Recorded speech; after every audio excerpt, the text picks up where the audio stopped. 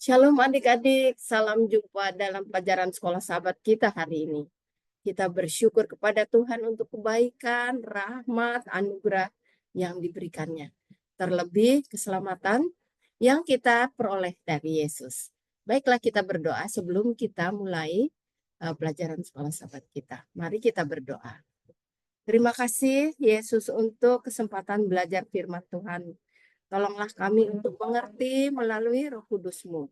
Dalam nama Yesus kami berdoa. Amin. Adik-adik, pelajaran sekolah sahabat kita tentang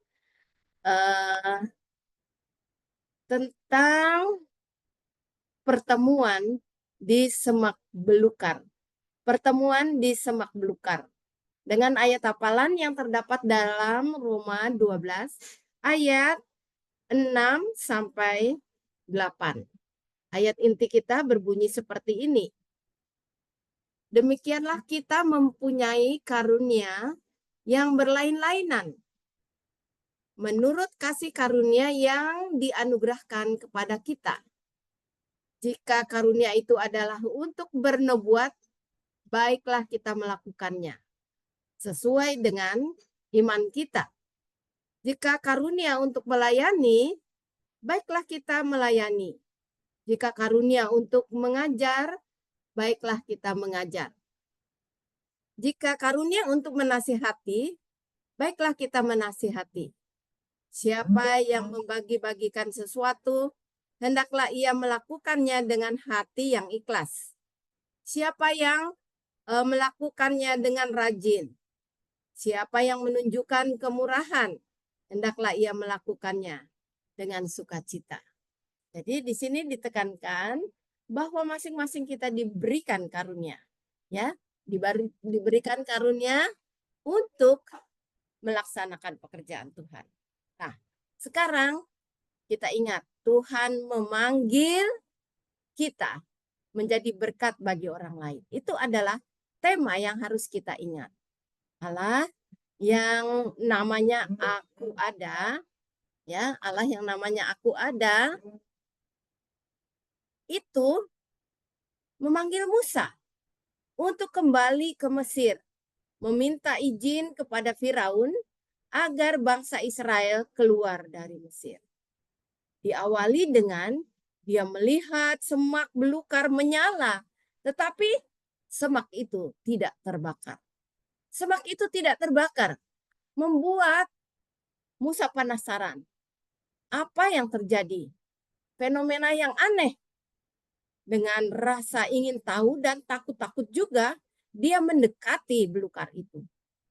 Tetapi suara Tuhan berbicara, Musa, tanggalkan kasutmu. Tanggalkan sepatumu. Karena tempat ini adalah tempat yang suci. Kehadiran Allah membuat suatu tempat menjadi suci dimanapun itu berada. Dan mengatakan kepada Musa, Musa, kamu harus pergi kembali ke Mesir. Dan minta izin kepada Firaun untuk mengembalikan bangsa Israel keluar dari Mesir, berdoa kepada Allah. Musa kaget, dia takut. Apalah aku ini Tuhan. Kalau dulu dia tahu bahwa dia akan membebaskan bangsa Israel dengan kepintaran dan kekuatannya. Tetapi itu bukanlah cara Allah. Allah harus mendidik dia selama 40 tahun di padang belantara untuk belajar kesabaran, rendah hati, dan hormat. Ini yang diperlukan sebagai seorang pemimpin. Lagi-lagi Musa menolak, Tuhan, aku tidak bisa melakukan hal ini. Apalah aku ini Tuhan, katanya. Lalu Tuhan mengatakan kepada Musa, Musa, siapakah yang membuat lidah? Siapakah yang membuat orang bisu? Siapakah yang membuat orang melihat? Bukankah aku? Aku akan mengajari kamu. Sekali lagi Musa menolak, Tuhan, jangan aku Tuhan, aku tidak dapat berbuat apa-apa. Tapi Tuhan mengatakan, Musa, apa yang ada di tanganmu? Tongkat, lemparkan itu ke tanah. Iya itu, tongkat akhirnya menjadi ular. Itu mujizat yang pertama. Kemudian dia bilang, coba letakkan tanganmu ke dalam ketiakmu. Itu pun dilakukan. Setelah keluar tangan itu putih seperti salju. Ada kusta-kustanya.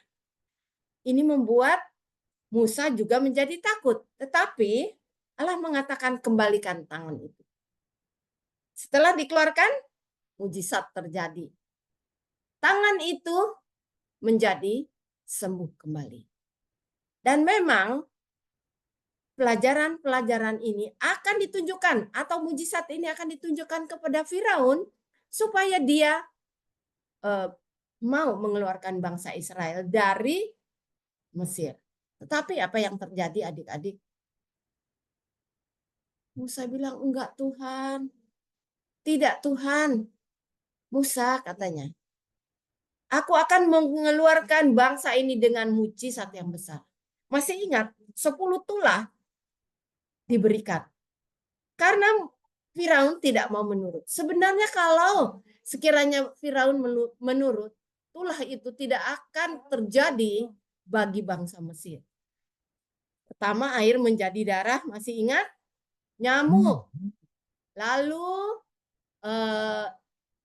air menjadi darah, katak, nyamuk, lalat pikat, sampar pada hewan, barah atau bisul-bisul, hujan es, belalang, kegelapan, dan kematian anak sulung. Semua ini mengeraskan hati Firaun. Tapi itu akan terjadi kemudian. Nah, sekali lagi Musa mengatakan kepada Musa, Musa, aku akan memanggil saudaramu Harun untuk menjadi juru bicara bagi kamu. Talenta yang lain Tuhan berikan kepada Harun. Cakap untuk berkata-kata. Musa mempunyai talenta untuk memimpin. Dan kompaklah kedua orang ini menjadi satu tim untuk melayani pekerjaan Tuhan. Nah, adik-adik, Musa akhirnya menyadari bahwa dia harus melaksanakan tugas yang Tuhan berikan kepadanya. Pelajaran penting yang harus kita ingat. Kalau Tuhan memanggil kita, Tuhan melengkapi kita dengan berbagai talenta. Dan talenta ini digunakan untuk melengkapi pekerjaan Tuhan. Masing-masing orang mempunyai talenta yang digunakan untuk melayani pekerjaan Tuhan. Allah itu suci, ya, pelajaran kita. Allah itu suci. Aku ada, ya. Dan tempat di mana Allah berada adalah suci.